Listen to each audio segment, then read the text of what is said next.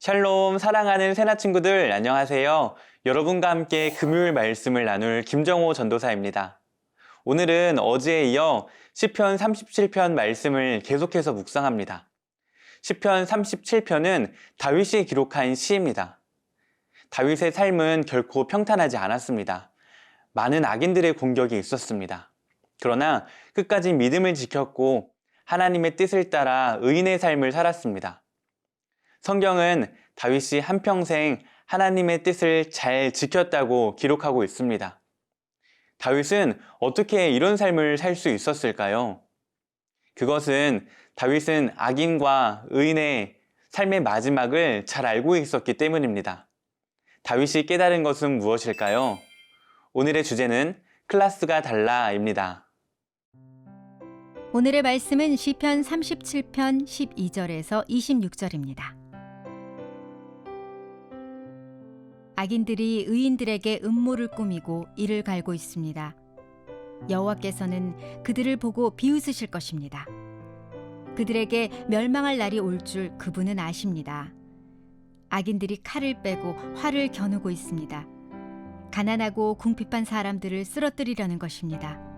올바른 말을 하는 사람들을 죽이려는 것입니다. 그러나 그들의 칼이 자기 심장을 찌를 것이요 그들의 활이 부러질 것입니다. 한 사람의 의인이 적은 것을 가졌어도 여러 악인들이 많이 가진 것보다 낫습니다. 악인들의 팔은 부러지겠지만 여호와께서는 의인들을 붙들어 주십니다. 여호와께서는 정직한 사람들이 어떻게 살지 아시니 그들의 소유가 영원할 것입니다. 그들은 재앙이 닥칠 때도 수치를 당하지 않고 굶주림이 닥쳐올 때도 배부를 것입니다.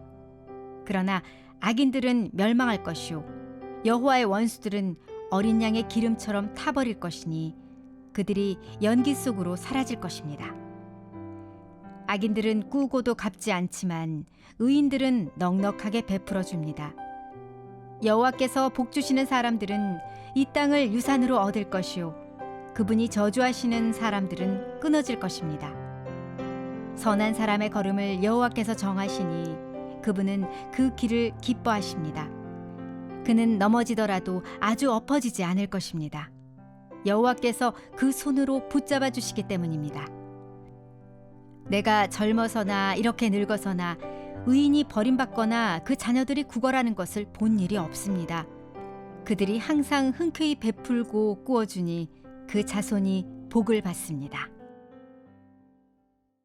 12절과 13절 말씀을 읽겠습니다. 악인들이 의인들에게 음모를 꾸미고 이를 갈고 있습니다. 여호와께서는 그들을 보고 비웃으실 것입니다. 그들에게 멸망할 날이 올 줄 그분은 아십니다. 아멘. 여러분, 실제로 존재하지는 않지만 영화나 소설을 통해 드라큘라에 대해 들어본 적이 있을 것입니다. 드라큘라는 빛을 싫어합니다. 그래서 항상 커튼을 치고 어둠 속에 살며 밤에만 활동을 합니다. 빛을 보게 되면 괴로워하고 어둠 속으로 숨습니다. 악인의 모습이 이와 같습니다. 악인은 의인을 견디기 힘들어합니다. 죄가 빛에 노출될 때 그 실체가 드러납니다. 악인들이 숨기고 싶어하는 허물, 죄들이 의인들의 선을 통해 밝히 나타납니다. 그래서 악인들은 의인들이 하나님께서 기뻐하시는 삶을 살기 위해 최선을 다하는 모습을 그냥 가만히 보고 있지 않습니다. 어떻게든 의인들을 넘어뜨리려 하고 의인들의 모든 계획을 방해하기 위해 애씁니다. 자신과 같이 어둠 속으로 이끌려 합니다. 뿐만 아니라 자신들의 욕망과 탐심을 위해 의인들을 핍박하고 괴롭힙니다. 실제로 이 세상에는 악한 사람들이 온갖 속임수와 거짓으로 더 많은 이익을 챙기며 선한 사람들이 마땅히 받아야 할 이익과 권리마저 빼앗기도 합니다. 그래서 이 세상에서는 악한 사람들이 의인들에 비해 더욱 높은 자리에서 풍성하게 누리며 살기도 합니다. 그러나 오늘 말씀에는 악인들이 의인들에게 이러한 음모를 꾸미고 이를 가는 모습을 보고 하나님께서는 비웃으신다고 말씀하십니다. 그 이유는 악인들이 휘두르는 칼과 활은 결국 자신을 공격할 것이며 힘과 능력을 상징하는 그들의 팔은 부러질 것이기 때문입니다. 결국 그들이 온갖 권모술수를 이용하여 가지려 했던 그런 모든 것들은 잠시 있다가 없어질 것이고 그들의 최후는 멸망하게 될 것입니다. 사랑하는 새나 친구들, 가끔은 포악한 힘을 발휘하는 악인들이 강해 보일 때도 있습니다. 온갖 수단과 방법을 가리지 않고 악행을 행하여 높아지는 그들을 보면 절망감을 느끼기도 하고 분노할 때도 있습니다. 그러나 그들이 아무리 치밀한 계획을 세우고 강력한 힘을 발휘한다 할지라도 하나님의 눈에는 그저 초라하고 헛된 일로 보일 뿐입니다. 그래서 하나님은 그들을 보고 비웃으십니다. 결코 그들을 부러워하지 마세요. 그들의 끝은 멸망입니다. 오늘 하루 하나님이 비웃으시는 악인의 자리가 아닌 하나님이 기쁨을 이기지 못해 웃으시는 의인의 자리에 서기를 주님의 이름으로 축복합니다.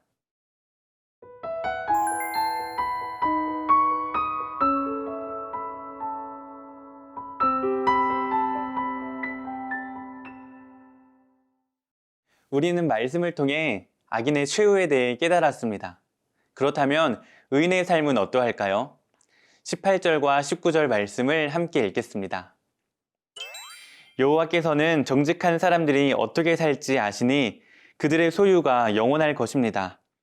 그들은 재앙이 닥칠 때도 수치를 당하지 않고 굶주림이 닥쳐올 때도 배부를 것입니다.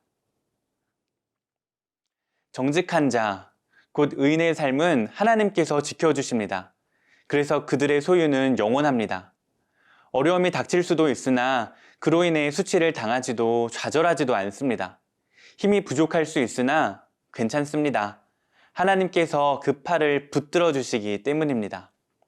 하나님께 속한 의인들의 삶은 참 복받는 삶입니다. 의인의 인생은 악인과는 클래스가 다릅니다.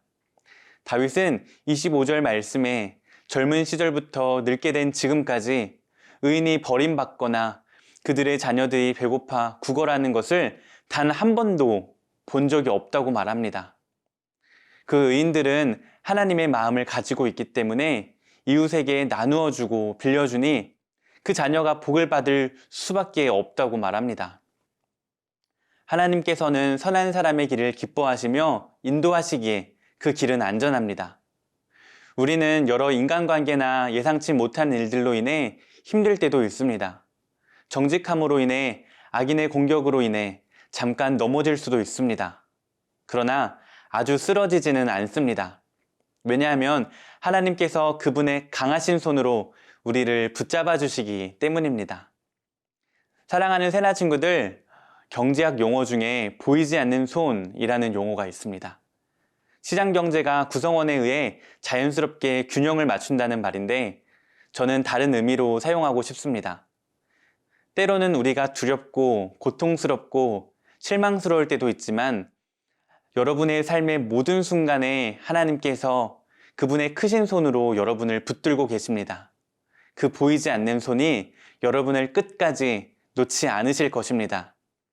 결국에는 우리를 붙드시는 주님의 손이 우리를 이미 예비하신 승리의 길로 인도하신다는 사실을 믿고 기쁨으로 의인의 길을 걸어가는 새나 친구들이 되기를 주님의 이름으로 축복합니다. 사랑의 하나님, 제가 느끼지 못하는 순간에도 언제나 크신 손으로 저를 붙들어 주시니 감사합니다. 오늘도 말씀 앞에 순종해서 하나님이 기뻐하시는 길을 주님과 함께 걸어가도록 인도해 주세요. 예수님의 이름으로 기도드립니다. 아멘.